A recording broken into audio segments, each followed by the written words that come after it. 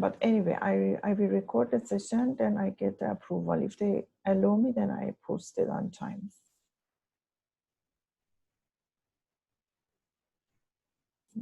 So it is recorded now.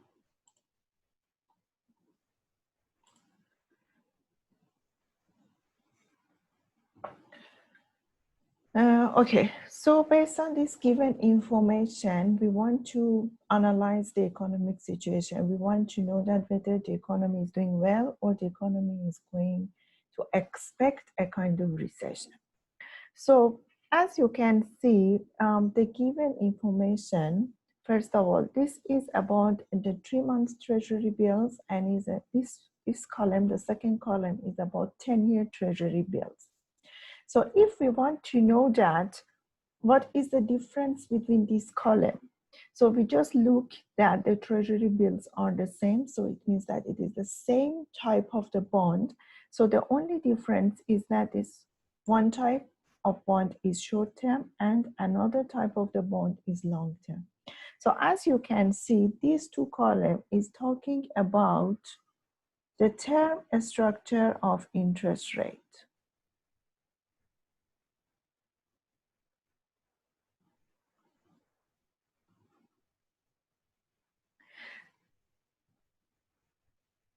Okay, so it means that we want to compare the interest rate of treasury bills, that one treasury bill is short-term type and the other treasury bill is a long-term type.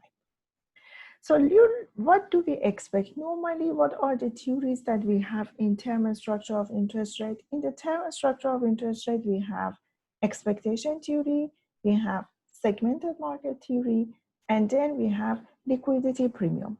We said that in the normal scenario, in the real world scenarios, normally we are using the liquidity premium theory because it combines both theory together. So that's why it is more practical to explain the empirical or the real world scenarios.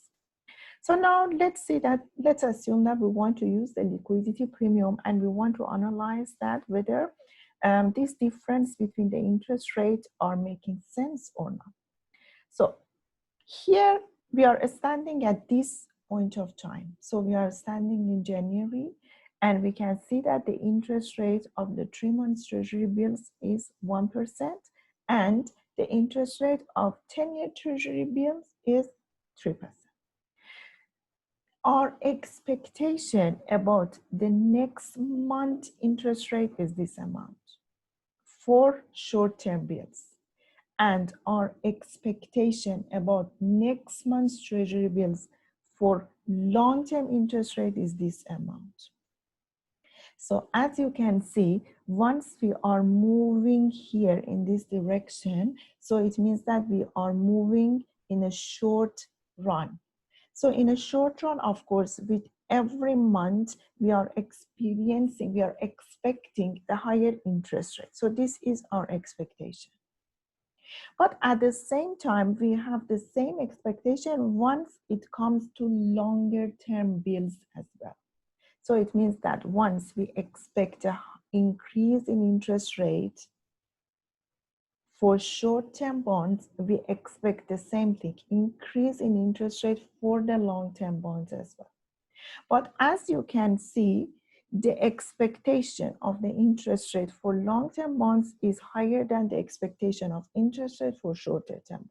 So far, whatever I have explained is about the normal scenario that, of course, higher term bonds, we expect higher interest rate. You can see, you can compare one by one. You can see that for higher term bonds, the interest rates are higher. At the same time, once we are moving along the time frame from January to May, so we can see that both for short-term bonds and long-term bonds, we expect higher interest. So according to liquidity premium theory, is that a normal scenario or not? Of course it is normal, because the liquidity premium is saying that the long-term interest rate is the average of short-term interest rate, okay, whatever, plus the liquidity term. That liquidity term is there to just take care of the long-term risk. So that's why whenever we are moving in the long term with a time frame, so we expect higher interest rate. So now we want to know that how much is the interest rate difference between these two types of the bond. So far, whatever we have seen has been normal so far. So it means that so far we have seen long-term interest rate is higher than short-term.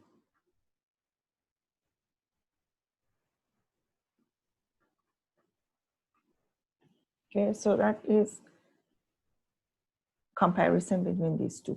That long-term interest rate are higher than short-term. The other observation is that moving along the time,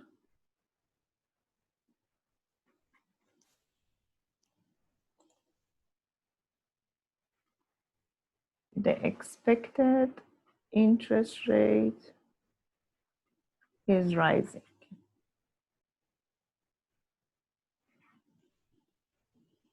So it means that once we are moving from January to May, we can see that 1 month by month, the interest rate is rising. So that is the second observation. Now, the third observation that we want to make out of this data, we have to do it ourselves. We want to know that how much is the difference between the short-term and long-term interest rate. So we want to know that how much is this gap. Then based on this difference between the interest rate of the short term and long term and the movement along the time, then we can judge that what is the economic situation. So now the first thing that I need to calculate is that I need to calculate this difference between the long-term interest rate and the short-term interest rate of the same type of the bond, which are the treasury bills. So this one is 2%. How much is this difference?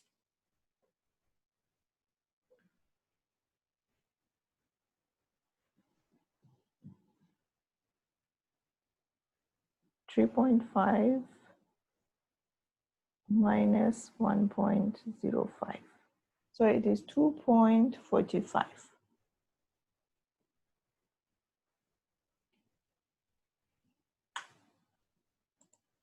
Then it is 4 minus 1.10, it is 2.9. So what I'm calculating the difference between the long-term interest rate and the short-term interest rate with the passage of time. Then 4.6 minus 1.2, it is 3.4. And 5 minus 1.25. So it is 3.75. So what is the observation now? The third observation, as you can see, the gap is starting from 2% and it is increasing until 3.75. So as you can see that the gap between long-term bonds and the short-term bonds with the passage of time is increasing. So this widening gap, so the third observation is the widening gap between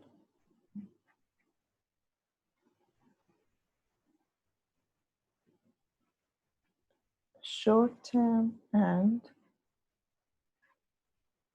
long-term interest rate.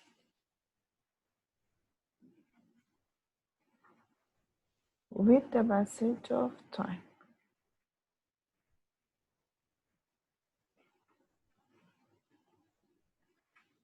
So it means that as we are moving along the time, so the gap between the long-term interest rate and the short-term interest rate is widening. You can see that it has been 2%, and then with the passage of time, it is increasing to 3.75%. So what does it tell you? So it tells you that with the passage of time, we expect higher interest rate for the longer term bonds. So the third observation is guiding us to one conclusion. The conclusion is that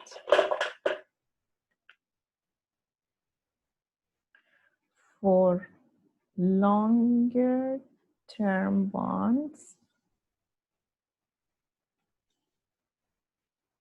we expect higher interest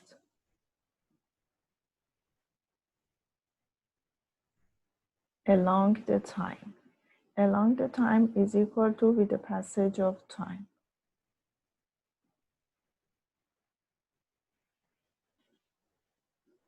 So it means that, again, in very simple word, it means that for longer future, we demand higher interest rate. That is a simple word.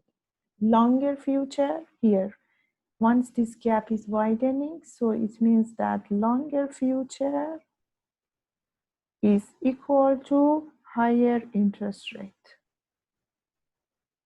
Now, what you have to judge is that whether this statement is in a healthy situation or is a crisis situation. If in a longer future you expect a higher interest rate, so is the economy in a normal situation or the economy is expected to go in a crisis? So what is your answer? Is the economy in normal situation? If you expect that in very high in future, the economic interest rate is going to rise. So it means that inflation is going to rise. So then what is your expectation about the situation of the economy? Do you expect that the economy is in a growing business cycle or in a recessionary business cycle? So write in the chat that I can answer, I can at least understand that you're following.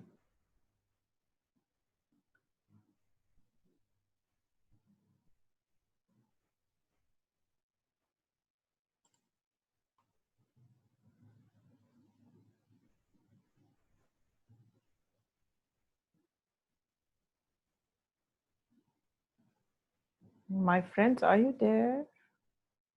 So if we expect that in the long term, the economic interest rate or the long-term interest rate is rising, so what is our expectation about the economic situation?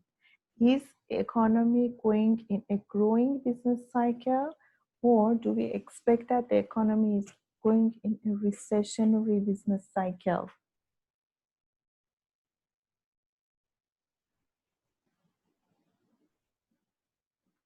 Of course, we know that the economy is in expansionary business cycle, in a growing business cycle. So that's why we expect that the longer term future is higher. We know that the interest rate is moving in the same direction with inflation. So that's why once we are expecting that the long-term interest rate is rising, so it means that the inflation is rising, and it is a sign that the economy is an expansionary business cycle. So having said that means that these two columns that are talking about the short-term interest rate, so these two are confirming that the economy is in expansionary business cycle and it is in healthy situation. So the economy actually is in healthy situation. So that is what we can understand from the term structure of interest rate. Now, let's move to the other part. So now we want to compare these two columns together. So these two columns is saying that one is 10-year treasury bills and the other one is 10-year corporate bonds. And these corporate bonds, you know that they are not very safe. So we have the same term, both of these, they are 10-year bonds. So one is the safe one, the other one is relatively the risky one. So which type of the interest rate theory we have to use for these two columns? So these two columns is about the risk structure of interest rate. Okay, now again, based on the risk structure of interest rate, what is our expectation about the interest rate of the risky bonds? So we know that once one bond is riskier, so we expect higher interest. So let's compare the interest rate of these bonds. You can see that one by one. Here you compare, you see that these risky bonds, they have higher interest rate. So that's why till here, everything seems normal. That what is our understanding? Our understanding is that, for example, I write in the other one, that our understanding of these two is that the riskier bonds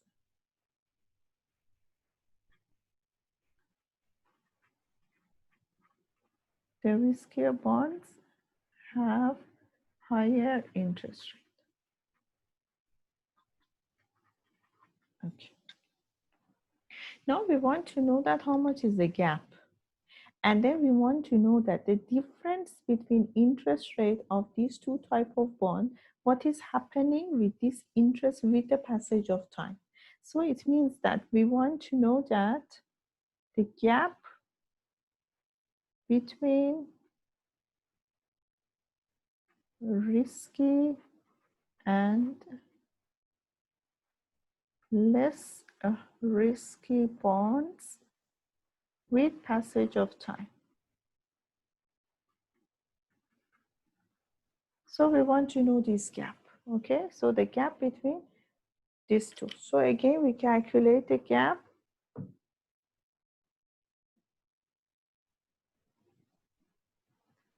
So in the first one, of course, it is here is 4%.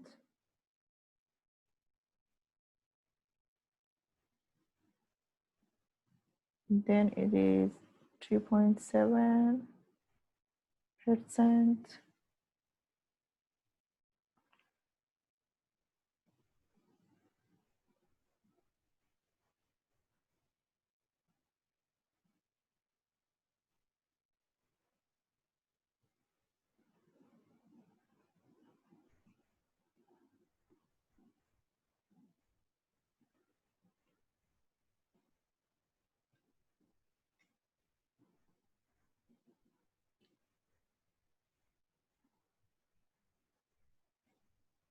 3.2.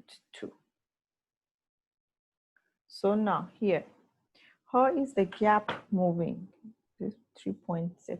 So what is the gap between the risky bond and the least risky bonds with the passage of time? You can see that the gap between the interest rate of these two type of bonds with the passage of time is decreasing.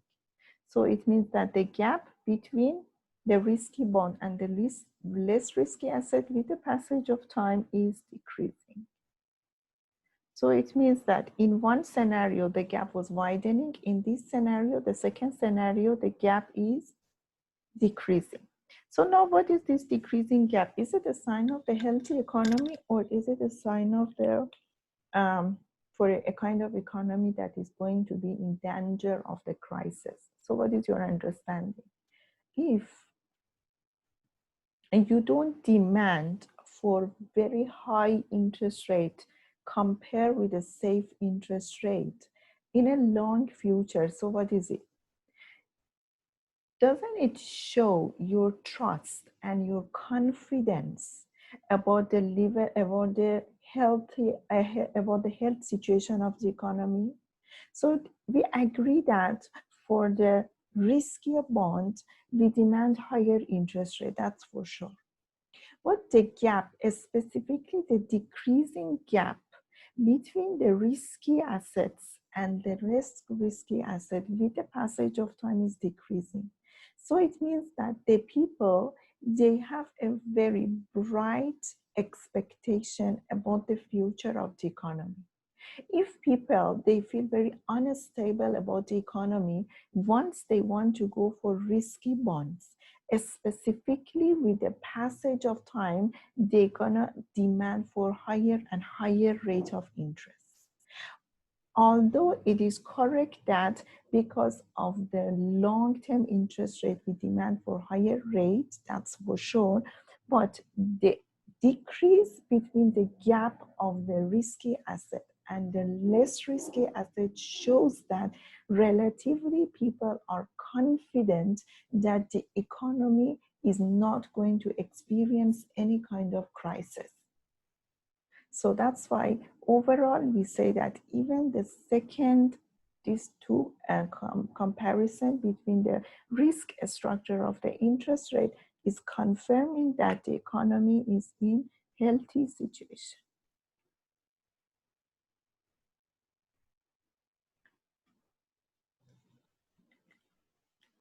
So that is the answer for question, I don't know, question, yeah, question 6 in your Google Slides. So any question?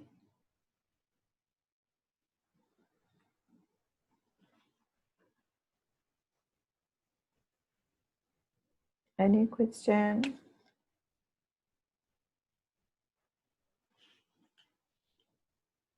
Okay, if no question, then we move on to the next question.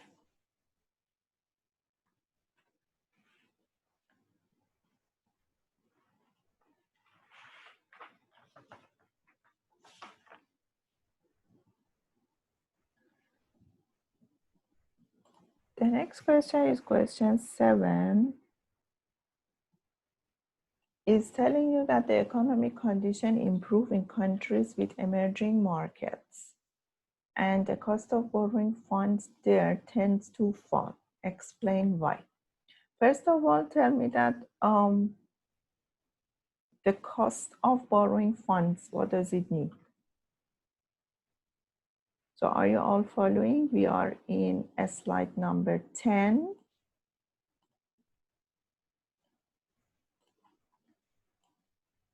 We are in slide number 10. We are in question 7. So it is saying that the economic condition improve in countries with emerging markets. So I'm asking that the cost of borrowing fund, what does it mean? This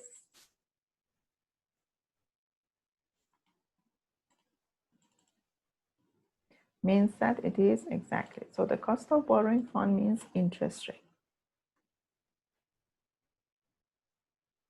So interest rate is falling. So you have to explain why. So before we go to answer, so you just tell me that is this question about the risk structure or about the term structure of interest rate?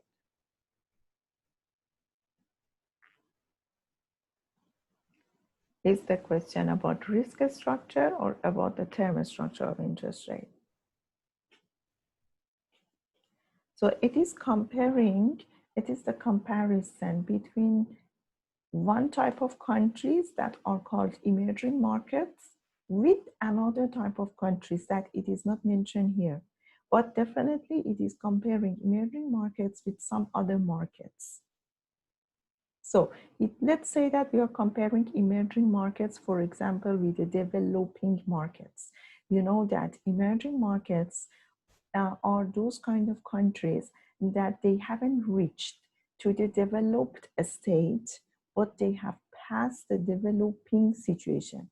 So those countries are like Malaysia, that they are not categorized in the developing countries, but they haven't reached to the developed state as well.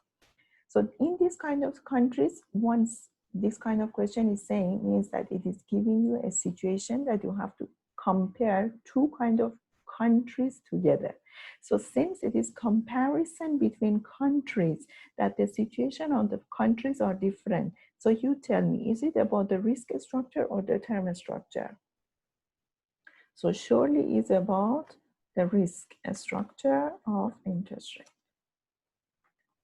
Okay, now that we are talking about the risk structure of interest rates, so what are the factors that are affecting? So if you remember, the factors affecting were risk, liquidity, and income tax consideration. So risk, liquidity, and income tax consideration. So you're writing here. Risk, liquidity, income tax consideration. Thank you for participating I can see your messages in the chat box. Okay, now we want to compare these factors in emerging markets with, for example, developing countries. So relatively, we agree that emerging markets are less riskier. And we know that the liquidity in the emerging markets is higher than the developing countries. About the income tax consideration, of course, they are giving a lot of tax rebates to the investors, specifically like for foreign investors like Malaysia. They have, I think they have nominated some kind of industries that they are high demand industries. If foreigners, they agree to invest in those industries, so they're going to enjoy the tax exemption. For 10 years, they are not supposed to pay any tax. And IT industry is one of those industries that I mean, I can observe very closely that if the company is investing in IT matters, since the government in Malaysia is very much focusing on digitalization, so that's why they are giving 10 years of tax exemption. So if you want to see that, okay, these situations in emerging markets are much better than the situation, this risk, liquidity, and income tax consideration in developing countries. So now, are you able to draw the graph for both countries? Exactly is the graph that we have practiced together in this question as well, in the same question, that we compare between, for example, government T-bills and the municipal bonds. So that we were saying that one is risky, the other one is risky, and then we compare, we draw the graph and we compare these two situations. Now exactly the same thing, it's the same scenario here. So how to draw it? I draw it for you.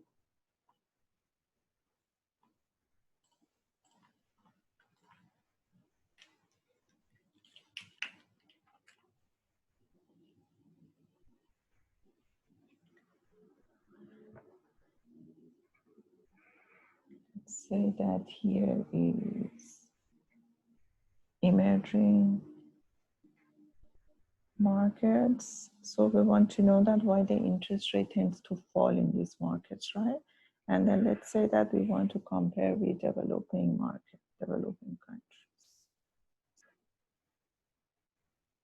Even with developed countries, we want to compare is fine, as long as we are very confident that those factors like risk, liquidity, and income tax consideration are, for example, you say that they have less competitive advantage compared to emerging markets, specifically in terms of the income tax consideration. So tax, we know that the tax are very higher in, for example, developed countries. So if you want to compare with developed countries, okay?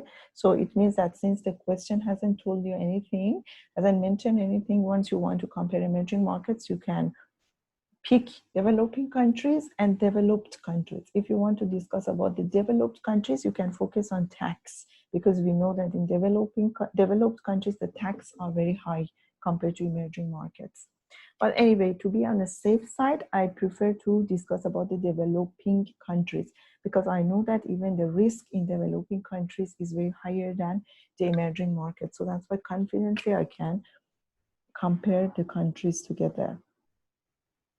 So here is S and D, and then again, like previous scenario, we assume that we start from the same scenario. So if you can see, it is exactly the same thing that we discussed during the lecture and in other questions as well. But just the only point is that you have to be able to distinguish that it is talking about the risk structure of interest rate, and you have to be able to distinguish the factors. That's all. So now, so these countries, so they are more into demand, the bonds of these countries. Why it is more into demand? Of course, because the income, because of the, for example, risk and income tax, and let's say liquidity situation, they have competitive advantage.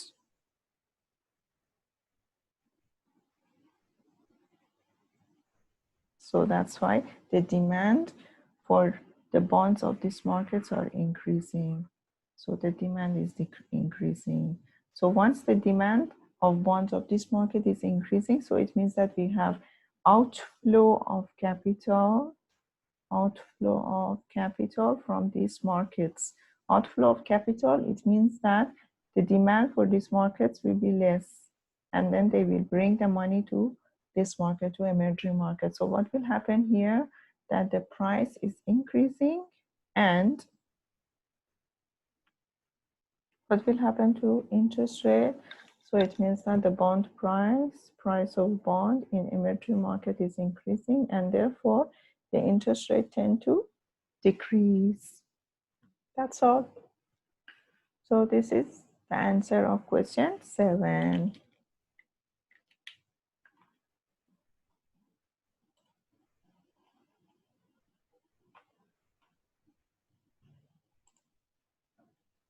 Okay, any question?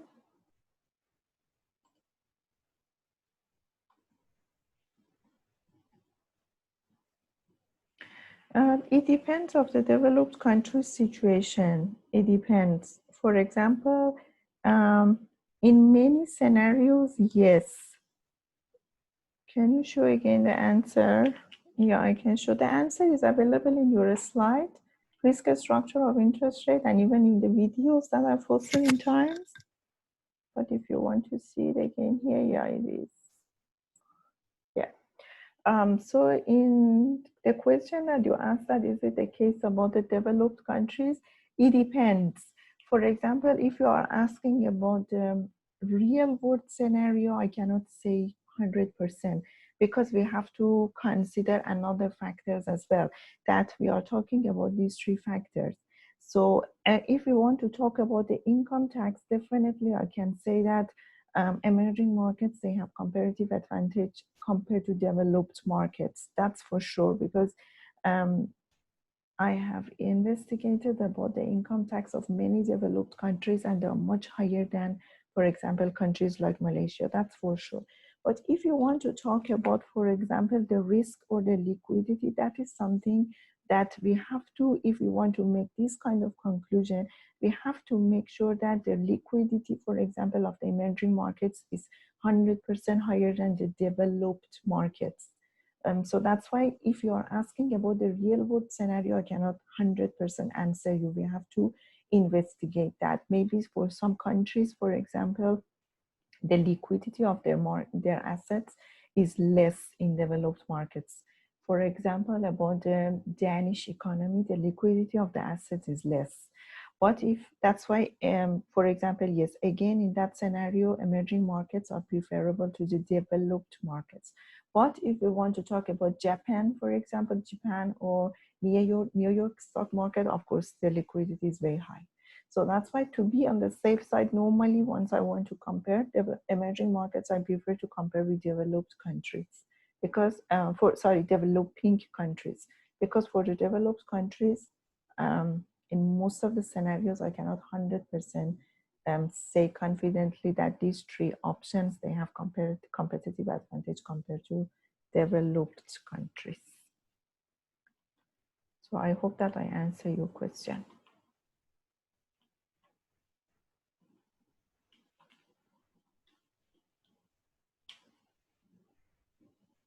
Then, okay, shall we go to next question?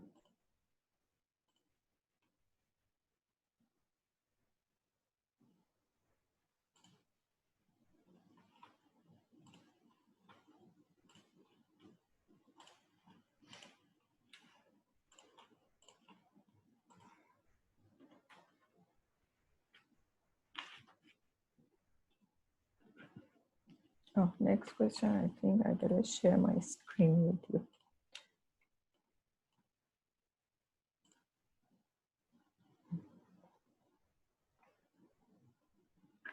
Okay.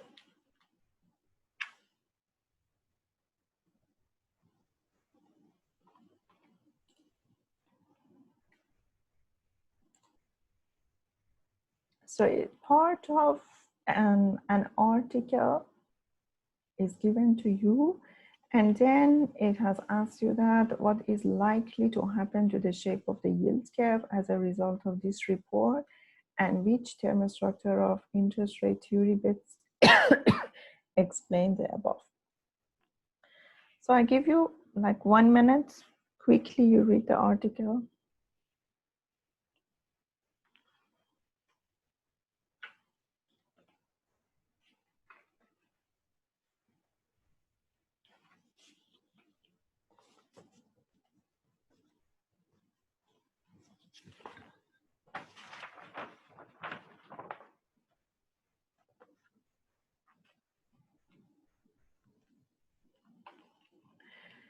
Okay, the article is saying that will the treasury yield curve flatten or steepen? So actually we want to know that what is the shape of the yield curve, and this is actually the question of part A as well. So it's saying that the Fed is widely expected to raise interest rate in 2015. This would result in rising short-term yields. So this short-term yields here, it means that it is talking about the increase in short-term interest rate.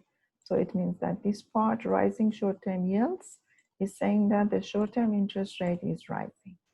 And it is saying that the Fed is widely expected to raise the interest rate in 2015. So what does this part is saying?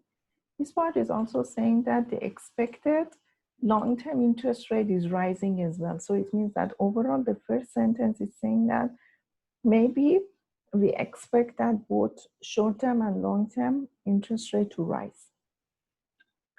Then let's see that whether the other part of these other two lines are confirming this sentence or not. He's saying that with both economic growth and inflation running below long-term trends. So anyone can explain this to me?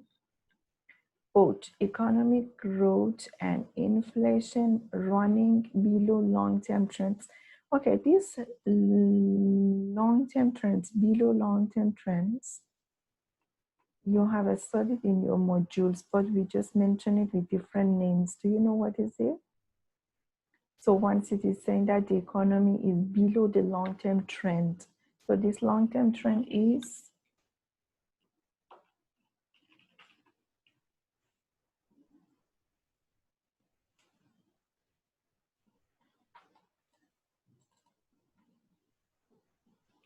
deflationary. You're right. You're right. It is saying that the long-term trend doesn't mean deflationary. The long-term trend is talking about potential GDP, if you remember from your macro time. So it is potential GDP. So, and once it is saying that it is below long-term trend, so it means that it is in the recessionary situation. The economy is in recessionary at the moment. Or your friend is saying that it is in the deflationary situation. It's correct.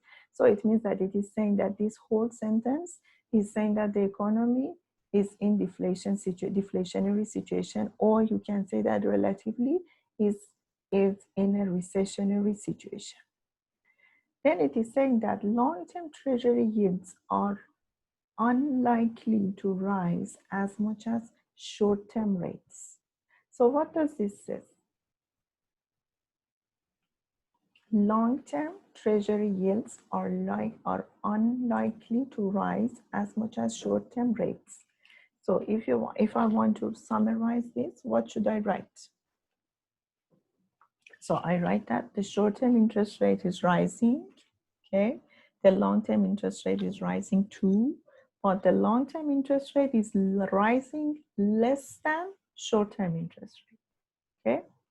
Then let's see that whether the other parts, the last part is confirming this or not. It's saying that the US economy currently also has an output gap. So this output gap is confirming this paragraph that the economy is running below a long-term trend, means that below potential GDP. So that's why it is saying that the output, the total GDP hasn't reached to the potential level, estimated at 3.5% of potential GDP. So you can see that So that's why it is saying that the output is 3.5% less than the potential GDP with the excess capacity in the economy. So excess capacity in the economy, what does it mean? Excess capacity in the economy. Excess capacity, it means that some resources have not been utilized. So it means that we have a lot of vacant resources. So in this situation, the unemployment is high or low? Of course, once we have the excess capacity, it means that the resources haven't been utilized. So it means that we have unemployment, very high unemployment in the economy, and falling energy prices, inflation is unlikely to reach to its 2% goal in the near term. So it means that even the inflation is less than the expected inflation. So they expect that the inflation to be 2%, but it is saying that with falling the energy prices, so the inflation is also unlikely to reach to its goal. So that's why we are saying that although we expect that the inflation is not a good phenomenon overall, but we know that having the minimum level of inflation for every economy is very necessary. Otherwise, the suppliers will be demotivated.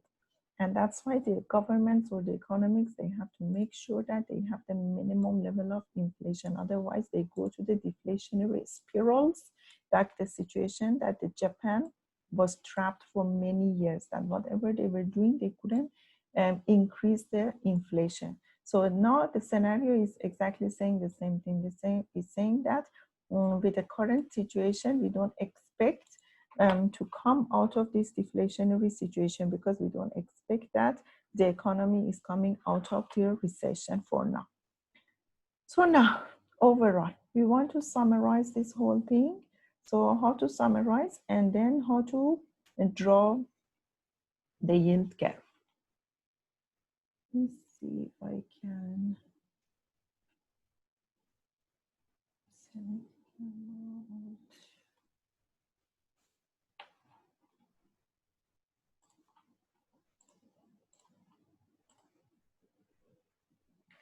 Okay, so again, I want to summarize the article. So it means that it's saying that short-term interest rate is rising. Then it is saying that the long-term interest rate is also rising, but it is saying that the long-term interest rate is rising less than short-term. So it means that both are rising, but the long-term interest rate is rising less than the short-term interest rate. So now you draw the yield curve. I think it's the easy thing to do, right? So the yield curve is about time and it's about yield here or interest rate. So now we have to draw from the short term to long term. The short term is, okay, what is the shape of the yield curve? We expect that it is upward slope, right? So it is upward slope, but we expect that the slope in the beginning is higher, right? And then once it moves in the long-term situation, we expect that the slope is getting relatively less and less towards the end. So this is the shape of the yield curve. So that's why we expect that in the beginning, the yield curve is steeper. Then towards the end, it gets flattened. Why? The reason is that long-term interest rate is rising less than the short-term. So that's why towards the end, it's getting flattened. This is the shape of the yield curve. So now which theory is explaining this situation? So which theory best is explaining this situation? First of all, based on the article, tell me that whether this theory can be about segmented market theory or not. You look at the article in front of you in the slide, tell me that whether you can say you can put a tick here or you can put a cross.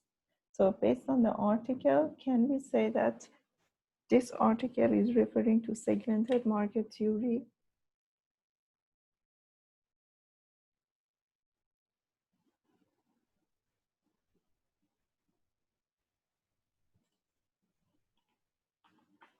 No. Can you say why no?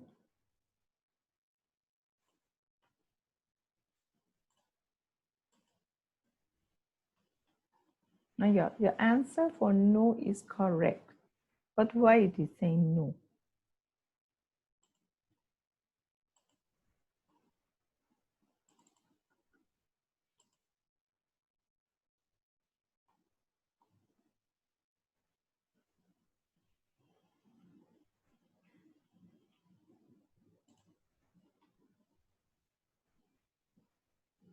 Okay, I tell you the reason. Here you can see that it is saying that the Fed is widely expected to raise interest rate, and then it is saying that this would result in rising short-term yields. So it means that this one sentence is showing the impact of long-term interest rate on the short-term interest rate. Okay, so it means that this whole sentence, this one sentence, right? So it's showing the impact of long term on the short term interest rate. So it means that this sentence is showing the influence of various type of interest rates on each other. So that's why once we are mentioning about this, so it means that segmented market theory cannot explain this. Why? Because segmented market theory was saying that bonds with different maturities, that they have no influence on each other, and people, they have particular preference towards the time, and based on that they choose various interest rate. But now you can see that this one sentence is showing the relation between different type of the interest rate. So that's why we cannot say that it is based on the expectation theory, which is based on the segmented theory. Saying that for segmented theory, it describes the fact tree, which is interest rate always upward sloping. Segmented market theory is explaining that, yeah, this one is also upward slope somehow. We cannot say that it is downward slope, but it is getting flattened towards the end. Anyway, better justification is this, that the sentence is showing the influence of one type of interest rate on the other one, or you can say that this one sentence is actually fact number one, that sorry, the interest rate on different maturities, they move together. So that one, this is fact number one. And segmented market theory is not explaining fact number one. So now it means that if we want to know that which term structure explain this, so we better move to either liquidity premium theory, or you can better go to expectation theory. Expectation theory surely is making sense because it is showing the relationship between both short-term and long-term interest rate. That is making sense. And liquidity premium, since liquidity premium has already the expectation theory in that, so that's why we can refer to the liquidity premium theory as well. But I was discussing with one of my colleagues. My colleague was saying that we cannot say liquidity premium because we are saying that the segmented market theory is not explained, is not able to explain this scenario. And since liquidity premium has already the segmented market theory in that, so that's why he was not able to accept that. But from my point of view, since liquidity premium has a combination of both these theories, so it means that whatever phenomena in the real world is happening based on the liquidity premium, we can explain that. So that's why if you refer to expectation theory or liquidity theory, from my point of view, is acceptable.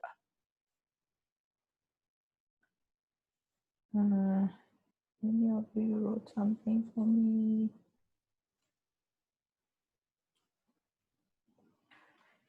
Yeah, then that is question 8. Any question?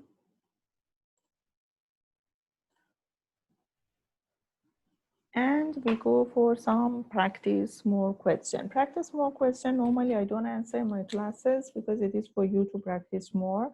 But anyway, I just give a very short answer here to practice more questions.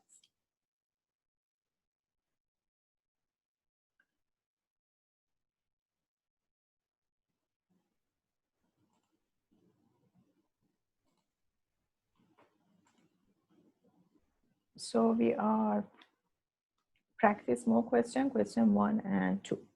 Question 1 is saying that the financial advisor has just given you the following advice, that the long-term bonds are great investments because the interest rate is over 20%. Is the financial advisor right? So my friends, my last year friends, you have to go to job market. So if your boss is asking you this question, what would you answer? That the interest rate is rising, the interest rates are rising, and then the long-term interest rate is very high. You know that 20% interest rate is very high. At the moment that we are talking, maybe interest rate in Malaysia is around, I don't know, maybe 2% or 3%. Even like in developed countries, yesterday I was checking the Australian interest rate, it was 1% at best. So knowing that, so is it a good advice to invest for long-term interest rate, the long-term bonds?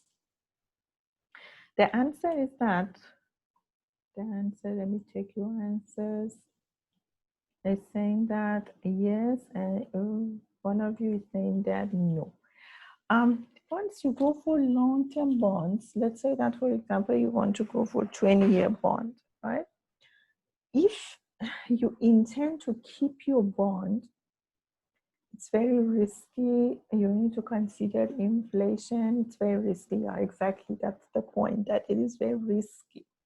Because first of all, there are many reasons to justify that it is very risky, specifically with high interest rate. Yes, exactly. Once the country has a very high interest rate, for sure, that country is in a situation of instability. Because once the interest rate is high, this is the only way to keep people, to motivate people that they put some money into investment, into, for example, the banking system. Otherwise, we know that inflation and interest rate are moving in the same direction. When interest rate is 20%, for sure, inflation is around the same number, is 20% or higher. So that's why once the inflation is very high, the central bank has no option rather than increasing the interest rate to a very high amount, high rate as well.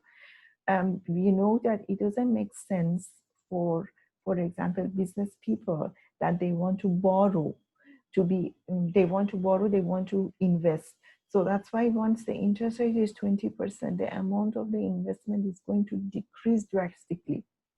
But how to make people how to motivate people that they have to save in a banking system? It is only through this high interest rate. So overall, it shows that, first of all, inflation in that country is very high.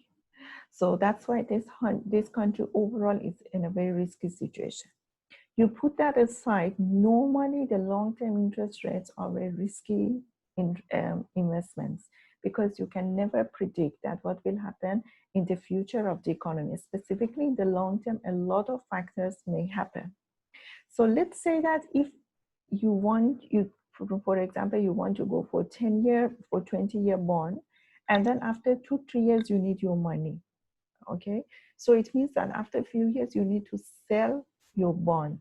Once you want to sell your bond, at that time it is very important to know that how much is the price of your bond. So it means that once you want to go for the long-term investment here, such as here, so long-term bonds, long-term bonds. Okay, so not only the interest rate is important, not only the interest rate is important, but also what is important? But also the bond price will be equally important. Why? Because maybe you want to sell your bond after a few years. So if you want to sell your bond at that time, it is the bond price which is very important, because you want to sell your bond, you need your money. And then you have to know that how much is the price of this bond. So if the interest rate in a country is 20%, so it is possible that the interest rate is rising again. So if it is rising, then what will happen to the bond price? So bond price will drastically will decrease. So that's why you want to sell your bonds on, for example, after 2-3 years. So you're gonna experience a huge capital loss. So that's why we know that the return on the bond, okay, so the return on the bond is dependent of the interest rate plus the capital gain or loss. And the capital gain or loss means that the difference between the price of the bond, the time that you have bought that bond, and the time that you want to sell the bond. So it means that it is actually the rate of the difference between the rate of the difference of bond price. So what is this difference of the price? It means that the rate of the difference, it means that you have to compare with the initial payments that you have, initial amount that you have paid to buy this bond. So it means that you buy, for example, at the face value, let's say that you pay the amount of the face value, you buy this bond, but after that, with the rise of the interest rate, so the bond price will decrease. So that's why here you're going to experience a capital loss compared to the face value that you have paid to buy this bond. So that's why you know that apart from the interest rate, this capital gain or loss plays the important role. So when the economy is in an unstable situation or is suffering from instability, so that's why there is possibility that the interest rate in the long term is rising somehow, and then the investor will gonna experience a huge capital loss. So that is question 1. Then it is saying that the second question is saying that if bonds of maturities are close substitute, the interest rate are more likely to move together. Is this statement true or false? It's a very simple question. So what is your answer? Is this a statement true or false? So the bonds of different maturities are close substitutes. So it means that we are talking about false because they have different duration. Ibrahim. So what kind of, is saying that bond of different maturities are close substitutes. So which theory is that? It is expectation market theory, okay? So once it is expectation theory, so what kind of facts are explainable with expectation theory? So this is expectation theory. So expectation theory is able to explain fact 1 and 2. So what is fact number 1? Fact number 1 is saying that interest rates or different maturities, they move together. So that's why this sentence is exactly correct. So it is saying that the first part is explaining the expectation theory. The second part is saying about fact number 1. So expectation theory is able to explain fact number 1. So that's why it is true. Any question? Yeah, your friends, they have written answer correct. Okay, this.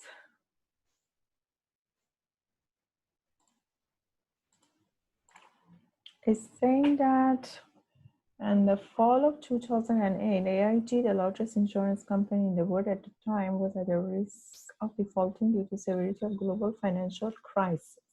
As a result, the US government stepped in to support AIG with large capital injection and the ownership stake. How would this affect, if at all, the yield and risk premium of on AIG corporate debt?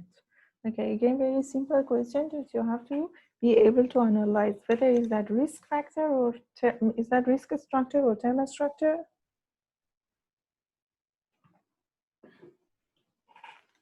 Risk structure or term structure, of course it is risk structure of interest rate, right? So once it is risk structure, then in the risk structure, it is the simplest thing to do, right? You have to draw two graphs. You have to compare AIG, for example, with any other bond. You can compare AIG, for example, with treasury bonds. Or you can, for example, you can compare, the better situation is that you compare AIG with any of the corporate bonds, because AIG is also a kind of corporate, right?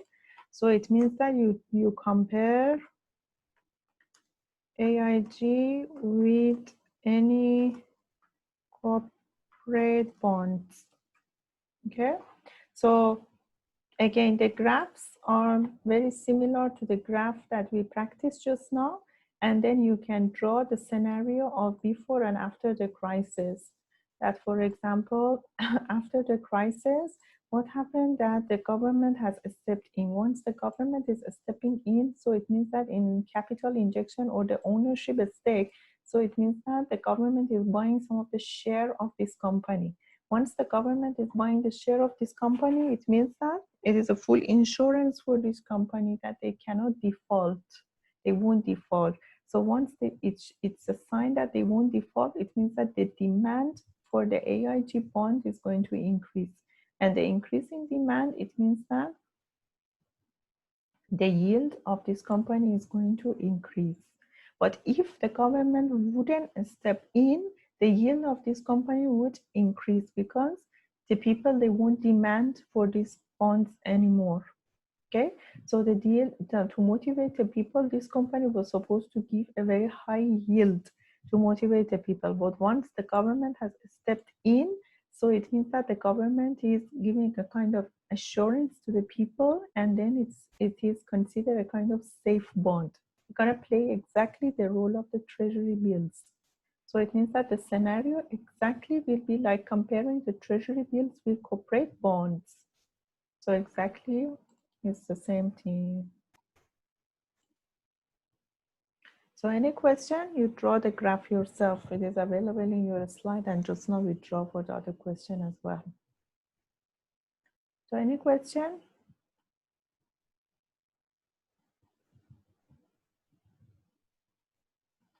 No question?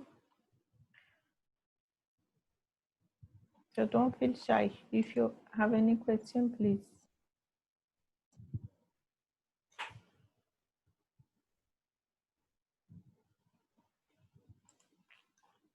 Okay, and then hopefully it is the last question. I'm tired. And practice more is the last question. Okay, this question is very simple, and then most probably you're gonna have something like this in your final. And it is two type of the yield curve is given to you, and we know that the yield curve is showing actually the movement of interest rate with the passage of the time. But at the same time, we know that the interest rate and the inflation, based on the Fisher effect, they are moving in the same direction. So that's why any kind of movement of the interest rate is actually a prediction for the inflation. So that's why you can see that the question is asking you about the prediction of inflation. So that's why whatever we justify about the interest rate in the long term, so we justify about our prediction for the future of the interest rate. So as I told you, if the question hasn't told you anything about the kind of theory that you have to use, so just you have to refer to liquidity premium theory. And the reason is that liquidity premium theory is a combination of both theory, and it is for the real world scenarios, for the practical world examples. So now, since the question hasn't said anything, so it means that to justify the shape of the yield curve, we have to refer to liquidity premium theory. So now, based on the liquidity premium theory, let's say that we have this shape, the left side shape. So what is our expectation about the interest rate in future?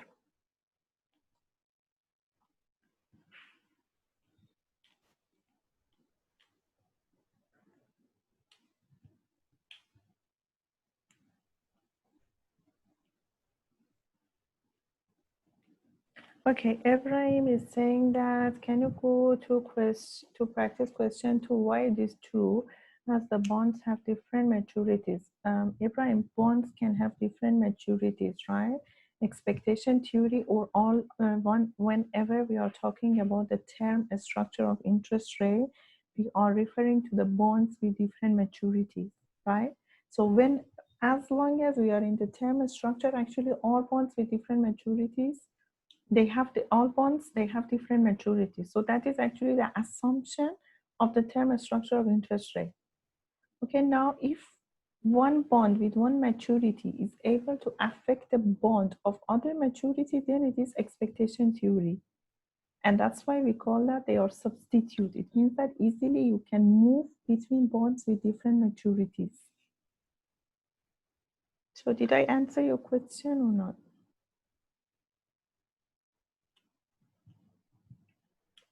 Okay. What I wanted to, okay. I wanted to show you this.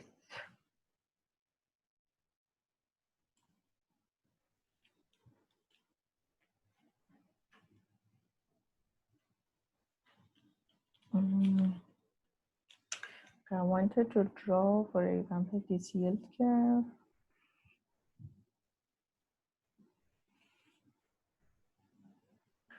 This is time, and this is yield.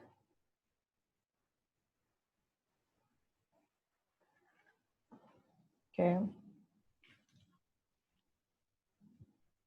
Because your class really makes me tired. I feel that I'm 2 hours, I'm lecturing, and again, I have another 2 hours lecture after that, and again, I have another 2 hours after that.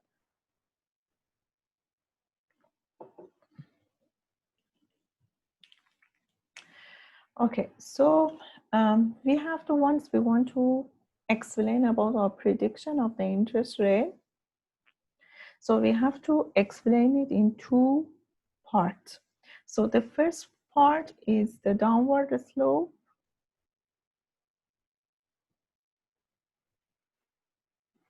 Downward slope of the yield curve. And so then you have to explain that, what does it says, how is it? And then you have to talk about the upward slope. Okay. So for the downward slope, we say that we are using liquidity term, right? Liquidity premium. So once it is upward slope, first of all, downward slope. First of all, what is the liquidity premium? Liquidity premium theory is saying that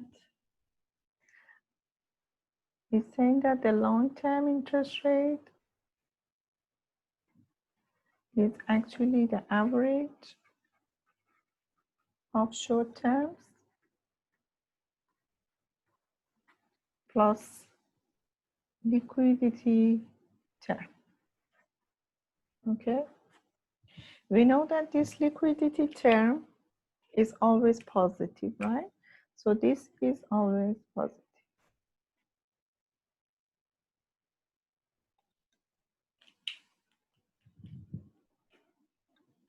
So once the graph is showing you a downward slope, so it is showing you that the yield, it is yield, right? So it is showing you that with the passage of time, the yield is decreasing. Now, we want to know then what is happening to the long-term interest rate. we know that the long-term interest rate is the average of the short-term interest rate plus one positive term. Since this term is positive, so it means that once you see this downward slope, so it shows that the interest rate in the middle term is drastically decreasing. Why drastically decreasing is hugely decreasing? Why? Because we have one liquidity term which is positive. So it means that it has to be very hugely decreased, that even this positive term is not able to increase the interest rate or to bring this interest rate higher. So that's why it is showing you that the long-term interest rate is drastically or substantially is decreasing. So long-term interest rate drastically declines in a way that even this liquidity term, which is positive, is not able to decrease or to upward the slope. So that's why the slope has a very huge downward, and the curve has a very huge downward slope. So this is until middle, for example, let's say that we say that until here, which is middle term. Then we move ahead. So it means that we expect that the economy is going into a deep recession. So that's why the interest rate is drastically declines. Specifically, it is like the scenario of nowadays. Even nowadays is not that huge. So the decline is not that bad. But after that, we know that the economy definitely is going to recover. So that's why this upward slope is showing that the interest rate, the long-term interest rate,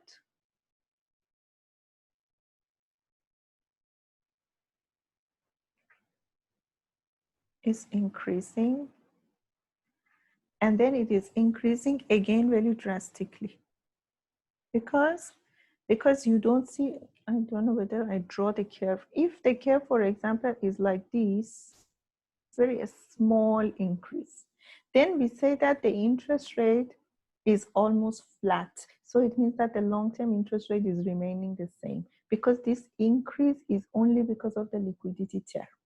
But if the graph is showing a very huge steep, so it means that it is a steepen at the end. So that's why we say that the interest rate is increasing drastically, because both this huge slope is due to two factors. The first factor is the liquidity term, which is always positive, and the second factor is the increase in interest rate.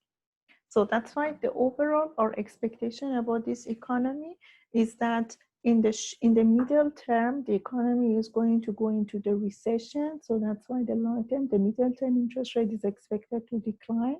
And then it is the same with the inflation. But after a while, the economy will be recovered, and then both inflation and inflation and interest rate are going to rise. So that is for the first. The second one, the second shape, it is flat in the beginning, and then it is suddenly rising. So if you want to explain the flat part of the yield curve, what do you say?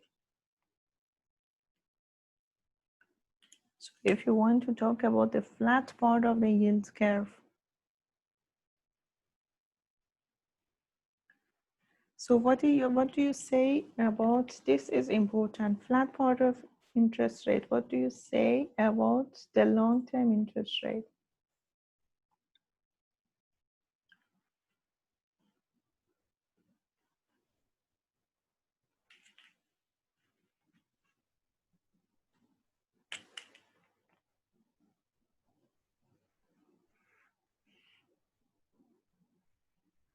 So this flat, if it is upward, the slope is very clear. It's the same as here, right? Long-term interest rate is rising.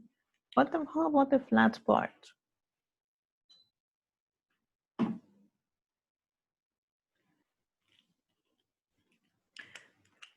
you want to justify this, it is flat, okay? So again, we have the same formula that the long-term interest rate is average of the short-term plus liquidity term. Liquidity term is always positive. So if the liquidity term is positive, liquidity term is always positive. So what is the long-term interest rate that at the end, the curve is flat? So it means that the long-term interest rate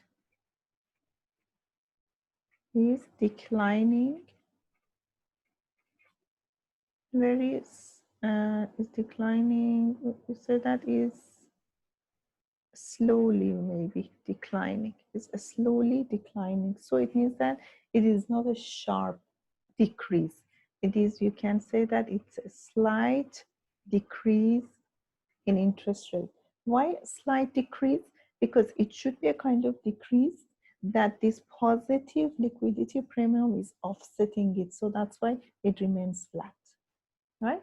So then in the middle term, the interest rate is expected to experience a slight decrease, but after a while, the interest rate will increase drastically. So that's why do remember that here is not normally in your exam. Once I give this question, they say that the interest rate in the beginning is the same. No, the interest rate here is not the same. In the middle term, the interest rate is decreasing, but in a very small rate. So it means that that's why I said that a small or a slight decrease. But after a while, here is increasing. Here increasing huge, but here is the slight decrease. So do remember, flat curve doesn't mean that the interest rate is remaining the same. Flat curve is showing you the slight decrease. And that's, I think we are done with this set of questions.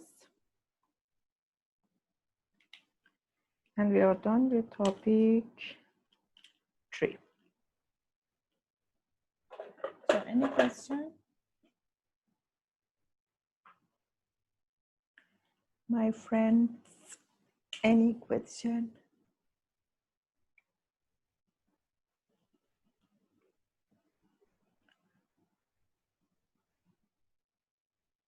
Okay, if you are all following, so show me this sign.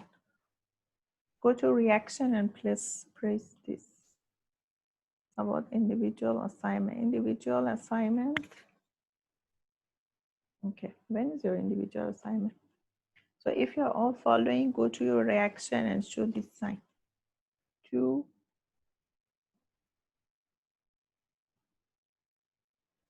3, 4, 5, 6, 7, 8, 9, 10, 11, 12, 14, 16.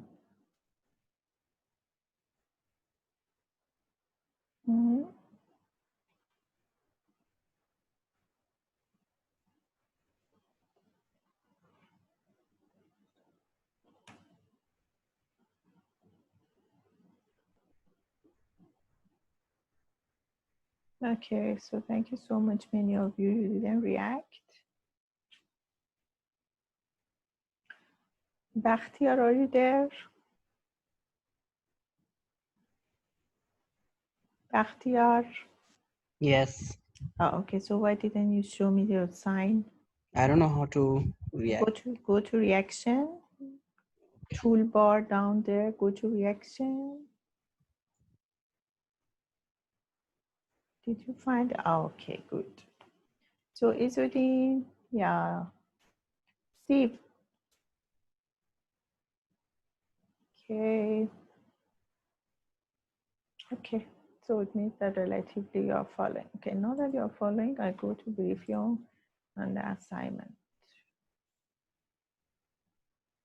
What is the topic of assignment? I don't remember. Guys, I have again very bad news. Do you know that again next Monday is holiday? I don't know what to do with so many Mondays of holiday.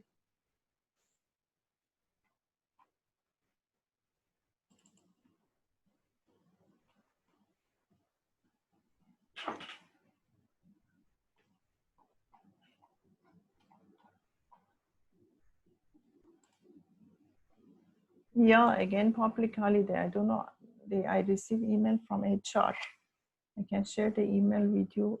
Agong, do we have Agong? I don't know whether I pronounce correctly or not. We have Agong holiday that it has been transferred from Saturday to Monday, something like this.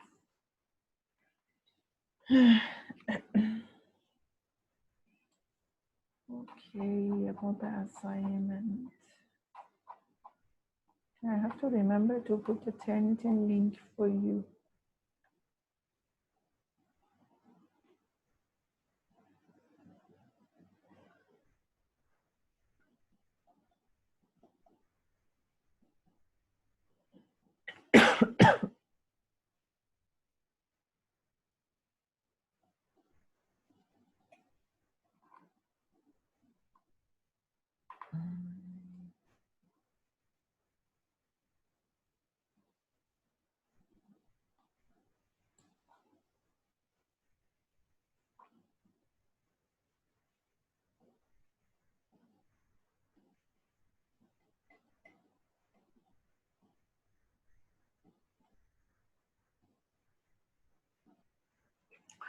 Okay. Once I was designing your assignments, it was the time that we were supposed to go online for 6 weeks. So, and then it was the time that I had no idea that how online classes are going to be like. So that's why the topic of your assignment is about technology. You see that a lot of debates is available in the literature about technology, a lot of debates. And some, of course, are taking the positive side of it, and some are taking the negative side of it.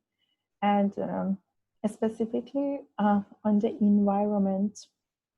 And so the people who are working on the environment, they hugely criticize the effect of the technology and say that even, for example, the simple software that we are using, they require very huge servers, that the servers are creating a lot of heat and they are not good actually. Yeah, Romer Drudmuder, yeah, correct. The use of technology. So anyway, what I wanted you to do in the assignment is that you discuss about the impact of technology on the environment and ultimately on the economic growth. But I didn't want you to discuss about the theoretical point of view that, yeah, I know that from Romer growth model. So it is, for the first time, it's bringing the role of the technology and it's saying that it's very beneficial for increasing the economic growth. But once we come to the reality, maybe there are some, we say that externalities. I don't know whether you have studied in your, for example, microeconomic modules or not. As externalities are the side effect of something that sometimes we don't consider, and once we want to judge about one phenomena, we just take the big picture of it and we normally ignore the externalities. But the externalities are, for example, devastating the life of some people, maybe specifically the less privileged member of the society. So because of that reason, specifically on the topic of the technology and environment, if you refer to the literature, huge amount of literature is available. I cannot say how much. And that is what I wanted you to discuss. So if you can see, for example, your assignments, I have given you some hints that these are the areas that you can discuss. But those who had class with me before, they know that normally in the assignment, what I want to check is your mindset, that how you are able to think and how you are able to analyze. So that's why my style of assignments, giving assignment, is very subjective. In your assignment, I'm not looking for any particular question that you should answer. No. Question and answering is for your midterm and your final.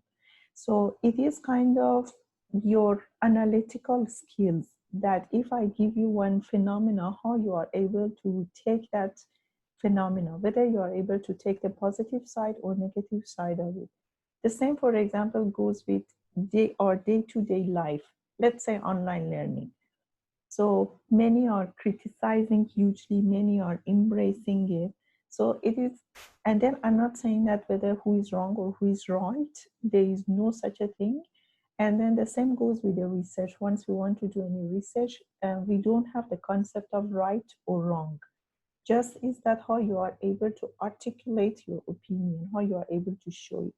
So that's why for your assignment, if you look maybe in the first glance, it is very simple because the topic, at least from my point of view, is very repetitive topic. Maybe 10 times you have discussed about or you have read in your modules about the effect of technology on environment and of course at the end on the economic activity.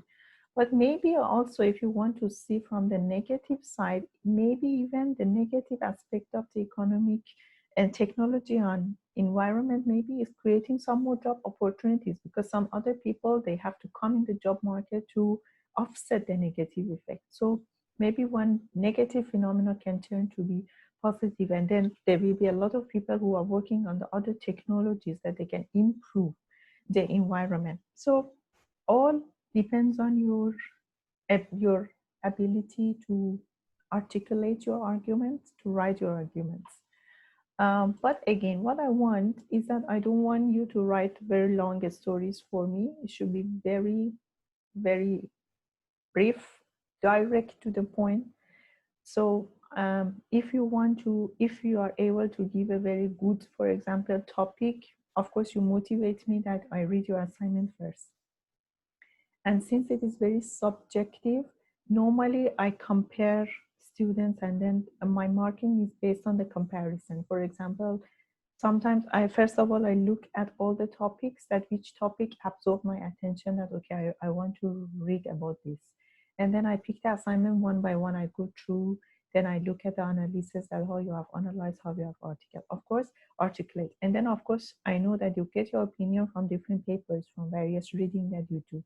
But it is very important that how much you put thinking in it, and then you write down. So that's why you have the word limitation, which is 1,500. So that's why I try to be very brief and make sure that you write the objective of your paper. For example, if the objective is to support the technology, to say that technology is beneficial, so you have to write it. Or if you want to discuss the other way around, again, you have to write about it. And that's all. And then it comes to your analysis, and at the end is your conclusion. So that's all. I don't know if I have answered your questions or not about the briefing, about assignment.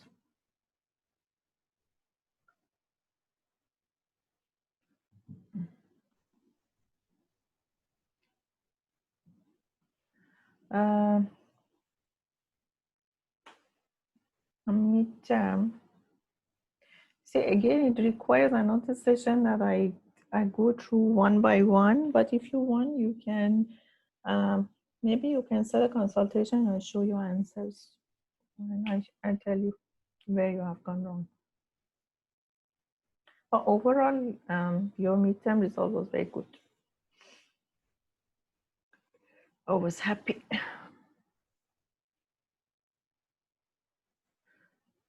So anything else? Okay, my friend, I have to set my software. Maybe it's going to take a bit of time until I close Zoom and then I open the other software. Today, the topic is relatively new, I assume at least. It is, and so whatever we have discussed about macro aspect of financial econ today is over. So we are moving towards the micro aspect of financial econ now. So that's why be very vigilant and alert during the lecture class. I have recorded many videos. I assume that the videos are very clear. So, but the number of the videos we have to watch today are many. So I have 9 videos. So that's why please be patient if you feel bored. But since the topic, I assume that is new for you, so you have to be very careful. Don't miss the topics. In between, I haven't taken the time that how much it's going to take, but if I want to go for more explanation, I assume that we won't be able to finish the videos. So that's why if I cannot stop much to go through the videos, be patient. So I'm gonna do more explanation in your tutorial classes. For the next week, Monday again, I think for the tutorial classes, maybe I record during, yeah, maybe I record the tutorial classes and I post for you. And then we have to do something for the lecture as well, okay? That's all. Anything else? Any question? Okay, see you again in a few minutes. Bye-bye. Thank you, bye-bye.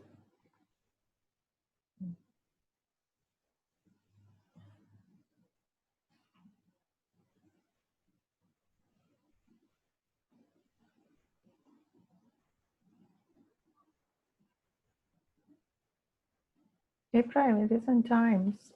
Your name is not there, it should be there. Check again if it is not there and after the class. It's not there, sure.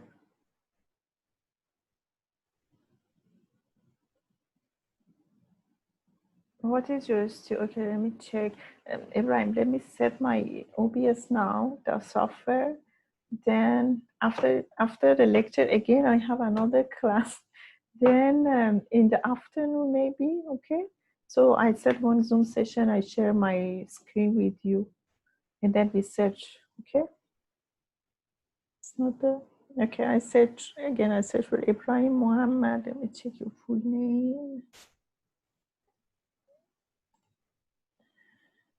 Yes, okay.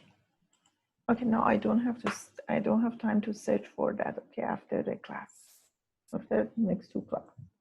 Bye-bye. Anything else, my friend who are here?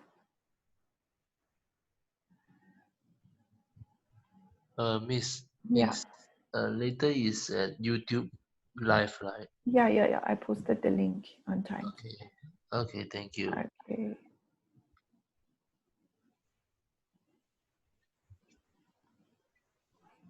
My friends, bye-bye. Bye-bye.